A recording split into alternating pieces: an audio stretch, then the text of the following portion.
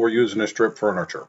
And this is my son Arthur. He did a tremendous amount of research into this, and we found a product that we want to take a chance on. And we've been using it for about 4 weeks. And here you can see it right here. This is just a beam of light, and it's hitting the varnish, and it's creating a flame right there at the bottom, and it's basically evaporating the varnish off of the piece and leaving just the wood behind. And you can see there's some smoke. So we right now we're working on ventilation and a few other issues, but it's a new product and we're kind of getting our feel from it, but I figure I'd go ahead and share it with you. Now, we're about 3 weeks into experimenting with this and finding better techniques. The distance and the amount of power, there's a lot of adjustments and there's a lot of different units you could purchase, affects the way this will work. Now, you can see right there, he's cutting into that corner right there, and you can see how that light just wraps right around that corner.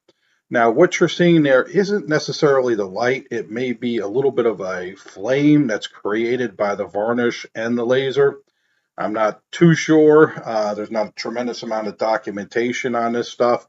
It is a newer tool. It's a cutting edge tool. I mean, it's been around for a few years and other shops have been using it.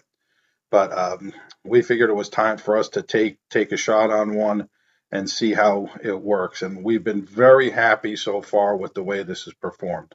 Now, these are expensive. You know, they're averaging about $15,000 to $20,000 per unit.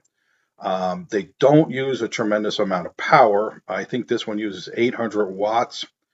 The average hair dryer is usually 800 to 1200 watts, but it is a little bit of a complicated electrical situation. So we'll get into that later. Now, this is real time right here. So this is not sped up, not slowed down. This is just the pace that he's moving this across.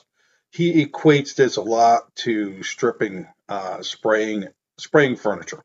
You kind of got to have real feel for what's happening and pay attention. You have to keep moving. If you stop, you will burn a line in the piece. If you're too close, you will burn a line. You can burn the piece or you can burn out the lenses. Now, we use about a lens a day. They're costing somewhere around $15 to $20. This is a Chinese product. Now here you can see we're just blowing off all that dust, and that's what's left. That quick, that good a result. And the next thing we're going to do is just a little bit of an acetone wash on it. We're going to wipe it down with some acetone, which will break up the last little bits of that varnish, and you can see that beautiful wood that's left underneath. Now,